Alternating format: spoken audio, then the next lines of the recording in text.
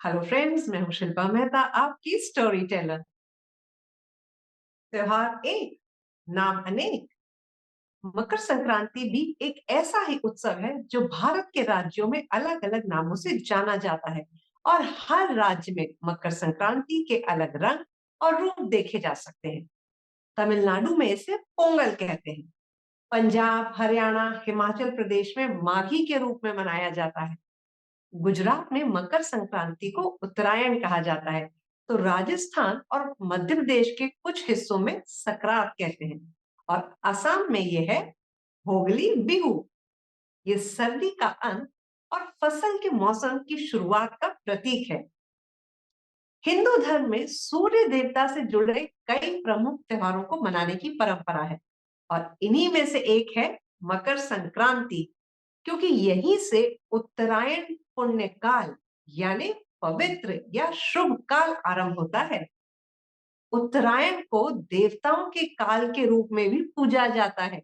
और इसी के बाद सभी त्योहार आरंभ होते हैं। कहते हैं इस दिन भगवान सूर्य अपनी धनु राशि से निकलकर अपने पुत्र शनि की राशि मकर में प्रवेश करते हैं। इसी वजह से इस खास दिन को मकर संक्रांति के रूप में देश भर में मनाया जाता है। संक्रांति को उत्तरायण भी कहा जाता है, यानी जिस दिन सूर्य अपनी उत्तर दिशा की यात्रा शुरू करता है। तो आज मैं आपको संक्रांति से जुड़ी हुई कुछ कथाएं बताती हूँ। हिंदू धर्म की मान्यताओं के अनुसार इसी दिन भगवान विष्णु ने असुरों का अंत कर उनके सिरों को मंदार पर्वत में दबाकर युद्ध समाप्ति की घोषणा की थी। इसीलिए इसे बुराइयों और नकारात्मकता को समाप्त करने का दिन भी मानते हैं। कहते हैं कि इस दिन ही गंगा भगीरथ के पीछे पीछे चलकर कपिल मुनि के आश्रम होती हुई सागर में जा मिली थी। तो इसीलिए इस दिन दान करके गंगा नदी में स्नान करने का और खिचड़ी खाने का एक अलग ही महत्व है। भगवान श्री कृष्ण ने भी स्वयं उत्तरायण का महत्व बताते हुए कहा है कि उत्तरायण के 6 महीने के शुभ काल में जब सूर्य देव उत्तरायण होते हैं और ये जो धरती है प्रकाशमय रहती है, तो इस प्रकाश में मृत्यु होने पर व्यक्ति का पुनर्जन्म नहीं होता है और उसे स्वर्ग की प्राप्ति होती है। अब ये बात सुनकर आपको शायद महाभारत के पितामह भीष्म की याद आ गई हो।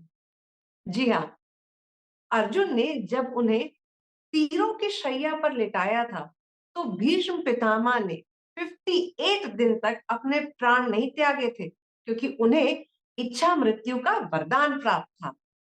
और सूर्य के उत्तरायण होने पर ही उन्होंने संक्रांति के दिन अपना शरीर त्यागा था। कई स्थानों पर इस त्योहार पर पतंग उड़ाने की परंपरा भी है, खासकर गुजरात, सौराष्ट्र और राजस्थान में। अब पतंग उड़ाने के पीछे भी एक धार्मिक कारण है, और वो ये कि श्री राम ने भी पतंग उड़ाई थी। इस दिन लोग दिन भर अपनी छत पर पतंग उड़ाकर हर्ष उल्लास के साथ इस त्योहार का मजा लेते हैं।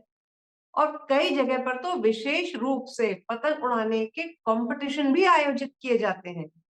और लोग इस दिन अलग अलग रूपों में तिल, चावल, उड़द की दाल और गुड़ खाते हैं। आप भी तिल गुड़ खाया और गुड़ गुड़ बोला, यानी तिल गुड़ खाओ और मीठा मीठा बोलो। इसी उम्मीद के साथ कि जिस तरह पतंग आसमान को छूती है, आपकी जिंदगी भी कामयाबी की ऊंचाइयों को छुए। एक बार फिर आप सभी को मकर संक्रांति की शुभकामनाएं। हैप्पी मकर संक्रांति।